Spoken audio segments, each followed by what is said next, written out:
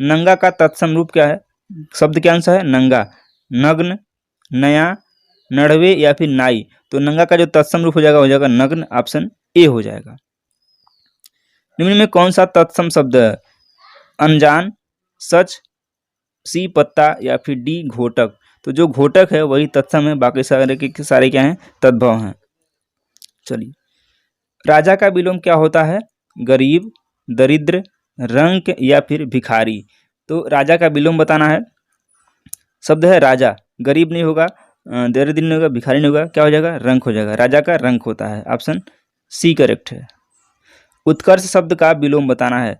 अकर्ष, अनुत्कर्ष, अपकर्ष या फिर आकर्ष। तो उत्कर्ष शब्द है, इसका जो विलोम हो जाएगा वो हो जाएगा सी अपकर्ष, ऑप्शन सी करेक्ट है।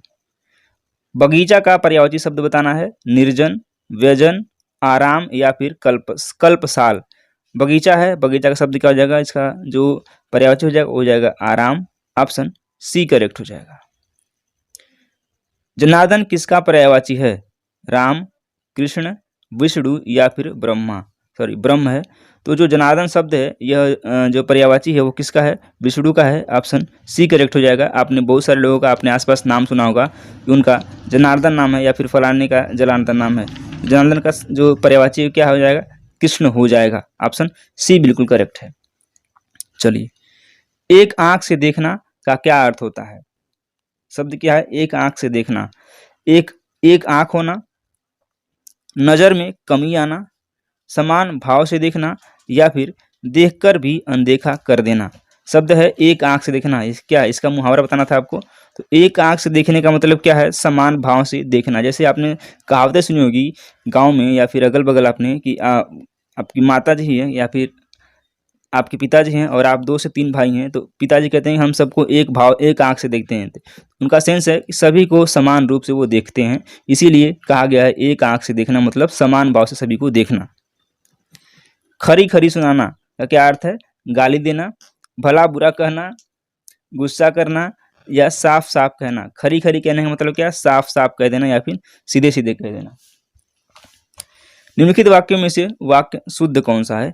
पेड़ की पत्ता गिरी, पेड़ से पत्ता गिरा, पत्ता गिरा पड़ा पेड़ों से या फिर पेड़ से पत्ता गिरा।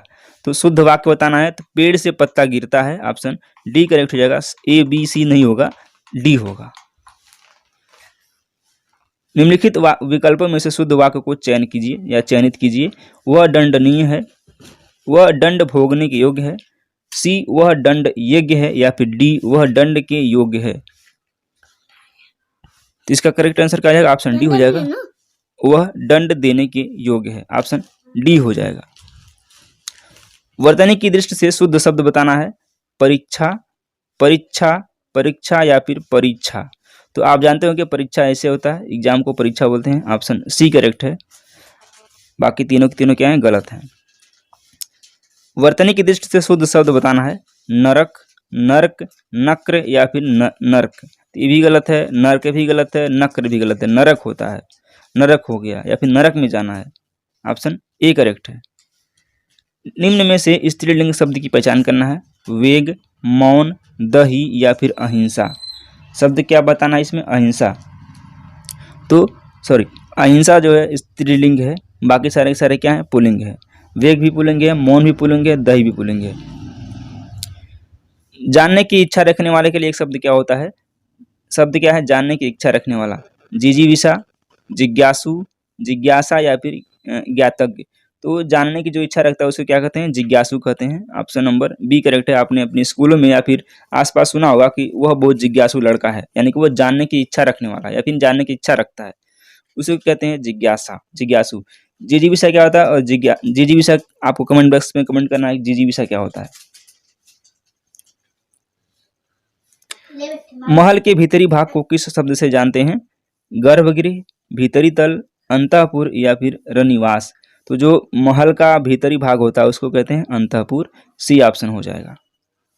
जो युद्ध में स्थिर है उसे क्या कहते हैं? कहाँ पे है? युद्ध में स्थिर। युद्ध प्लस स्थविर, युद्ध प्लस थिरक, युधिष्ठिर या फिर युद्ध अस्थाई। तो युद्ध में स्थिर रहने वाले को कहते हैं युधिष्ठिर। आपने पढ़ा होगा 5वीं 6वीं क्लास में। रामायण का संधि विच्छेद बताना है। रामः प्लस अण, राम प्लस आयण, राम प्लस अयण या फिर रामा प्लस यन। तो रामायण का जो संधि विच्छेद हो जाएगा वो क्या हो जाएगा, राम प्लस अयण, ऑप्शन सी करेक्ट हो जाएगा।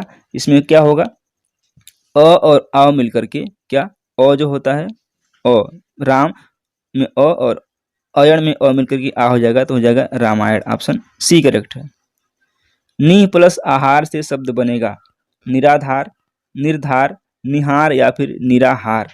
तो शब्द क्या है, नी प्लस आहार, इससे बनेगा निराहार, ऑप्शन बी करेक्ट है। और इसमें संधि कौन सी होगी, इसमें होगी विसर्ग संधि। संधि कौन सी होगी, विसर्ग संधि, ये भी आपको ध्यान रखना है।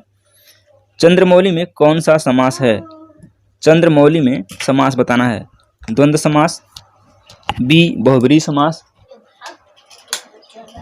बी बहुब्रीहि समास, सी कर्मधारय समास या फिर डी द्विगु समास। तो चंद्रमौली में क्या हो जाएगा, हो जाएगा बी बहुब्रीहि समास। चंद्रमौली मतलब है चंद्र है मौली, यानी मस्तक, मस्तक पर जिसके, अर्थात शिव, शिव को ही चंद्रमौली कहते हैं। तो इसमें क्या है, बहुब्रीहि समास है, ध्यान देना है। और इस समास में प्रयुक्त दोनों पदों के अलावा किसी तीसरे पद की प्रधानता होती है। चंद्र है मौली यानी कि चंद्र है शिखर पर जिसकी, इसके या फिर मस्तक पर। ये गंदा है। राजकाज में कौन सा समास है, द्विगु, बहुब्रीहि, द्वंद्व या फिर तत्पुरुष। राजकाज शब्द क्या है, राजकाज, तो राजकाज में तत्पुरुष समास होगा। इसका जब हम विच्छेद करेंगे तो आएगा राजा का कार्य या फिर राजा का कार्य। राजकाज को ही बोलते हैं, राजा का कार्य को ही राजकाज बोलते हैं, इसमें तत्पुरुष समास है। का आ रहा है यानी कर्ता का चिन्ह आ रहा है। निर्विवाद में कौन सा समास है, कर्मधार है, अव्ययी भाव, तत्पुरुष या फिर बहुब्रीहि। निर्विवाद शब्द क्या है, निर्विवाद अर्थात बिना विवाद के, में अव्ययी भाव समास है। कौन समास कौन सा है, अव्ययी भाव समास है, निर्विवाद यानी बिना विवाद के, ऑप्शन बी हो जाएगा। मैं 3 मिनट में आ रहा हूँ, इस रेखांकित कारक में, रेखांकित वाक्य में कारक कौन सा होगा। मैं 3 मिनट में आ रहा हूँ, अधिकरण कारक, संबंध कारक, संप्रदान कारक या फिर करण कारक। तो मैं 3 मिनट में आ रहा हूँ, इसमें अधिकरण कारक होगा, ऑप्शन ए करेक्ट हो जाएगा। घुड़सवार, घुड़सवार घोड़े से गिरा, इस रेखांकित वाक्य में कौन सा कारक है, संबंध कारक, अपादान कारक, कर्ता कारक या फिर कर्म कारक।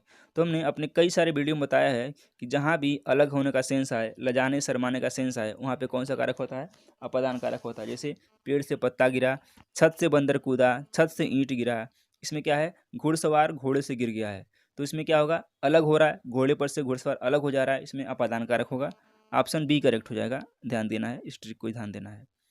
निम्नलिखित में से कौन सा एक बहुवचन नहीं है, कौन सा बहुवचन नहीं है बताना है, हवा, वर्षा, आग या फिर समाचार। तो बहुवचन कौन सा नहीं है ये आपको बताना है। इसमें जो समाचार है वो क्या है, वो एक वचन है, बाकी सारे सारे क्या हैं, बहुवचन है, ऑप्शन डी करेक्ट है। लास्ट क्वेश्चन, गुरु का बहुवचन क्या होगा, गुरुएं, गुरुवां, गुरुजन या फिर गुरुवों। तो गुरु का बहुवचन गुरुजन होता है, ऑप्शन सी करेक्ट है। आपको गुरुओं गुरुवें नहीं लगाना है, सीधे सीधे क्या लगाना है, गुरुजन, ऑप्शन सी बिल्कुल करेक्ट है। चलिए, आई होप आपको ये सेशन पसंद आएगा, पसंद आए तो वीडियो को एक लाइक कर लीजिए और चैनल को अभी तक आपने सब्सक्राइब नहीं किया है, सब्सक्राइब जरूर करें जिससे कि हमें भी मोटिवेशन मिल सके और वीडियो को लाने के लिए। धन्यवाद।